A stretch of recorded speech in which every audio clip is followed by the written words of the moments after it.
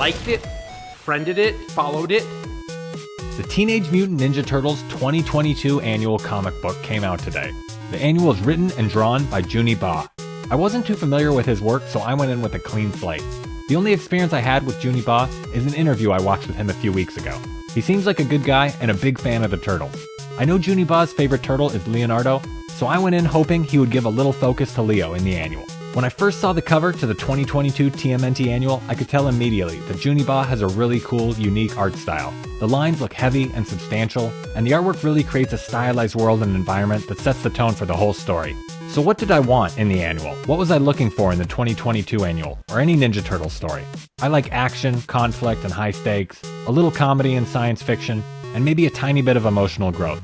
I even like when there's a little moral or message included. Nothing preachy, but I like getting a little something to think about. And I like being surprised. I enjoy a good plot twist.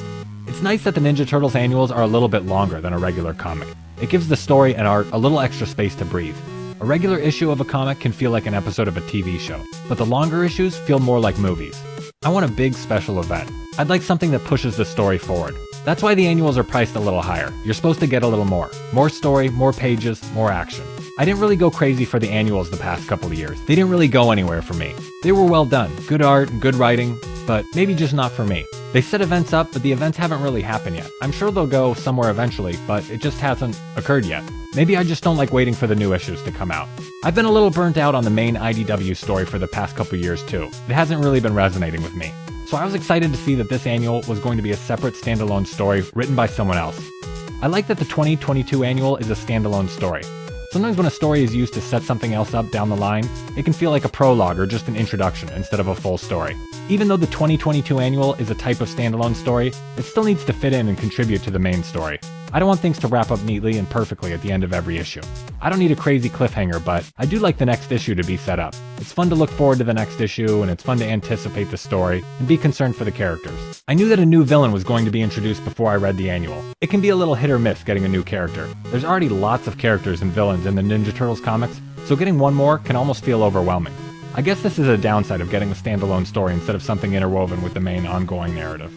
Okay, all that being said, it's time for my review and opinion and breakdown of the 2022 TMNT annual. I'll start by reading the intro they provide that sets up this comic. The story so far.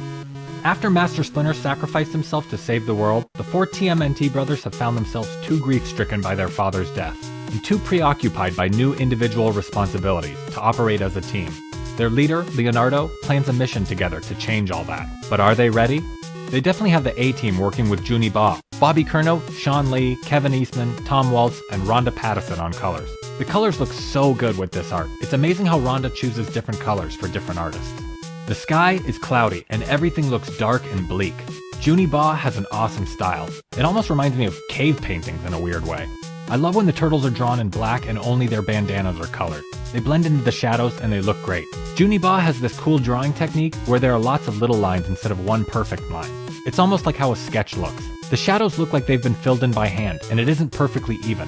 It gives a real texture and grit to the art and environment. It makes New York City look dirty and lived in and authentic. The comic is narrated from Leonardo's point of view. The Turtles team is still dealing with the loss of Master Splinter and trying to figure out how to be a team without him. Leonardo is second-guessing himself and unsure of how to act. I really like when the writing shows Leo with a little hesitation in his leadership. The Turtles look awesome. Juni Ba's art complements the Turtles perfectly. They're wearing their traditional outfits instead of the human-style clothing they've been wearing in the main comic recently. Lots of great little details in the art. The story is tense and moody and grim.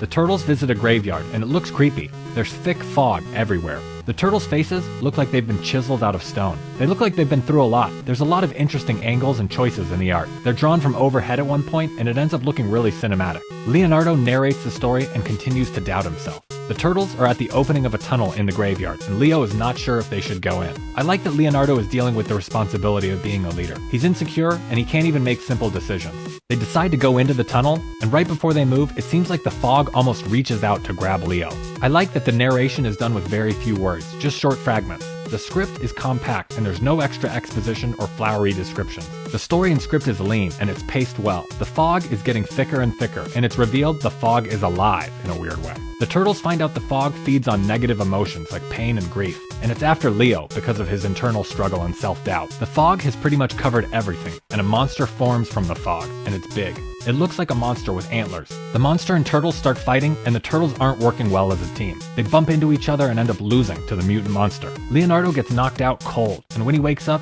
he asks if they retrieved a bag from their mission. And the answer is no. The bag is still back in the graveyard tunnel. They don't reveal what's in the bag. I wonder what it could be. The turtles find out the monster is a leech spirit that feeds on negative emotions, and somehow mutated with a slug. The turtles aren't sure if they should return to the graveyard tunnel to fight the leech mutant slug monster and get their mystery bag back. Eventually, they end up deciding to fight as a team, and they return to the tunnel. Whatever is in that bag must be worth it. They arrive wearing all red bandanas in the classic Mirage style, and they're drawn in all black. They are in full ninja mode. They fight the mutant slug monster and work really well as a team. They're drawn in all black and they blend into each other and the shadows. You can't tell where one turtle starts and the other begins. It's just a whirling tornado of swords and scythes and shells. I think the cover represents this scene where the turtles fight as one, and you can't tell who's who. The turtles realize the monster leech mutant feeds on fear, so they have to show him they're not afraid by attacking him without negative emotions. The turtles end up defeating the monster and getting the bag back. It's a win for the turtles, over the monster, over their dysfunction as a team, and over their negative emotions. They end up returning back to their old home, the original sewer lair where they used to live. They reminisce about better, simpler times when they were younger, and the color palette changes for a couple panels. The turtles look so young and clean and bright.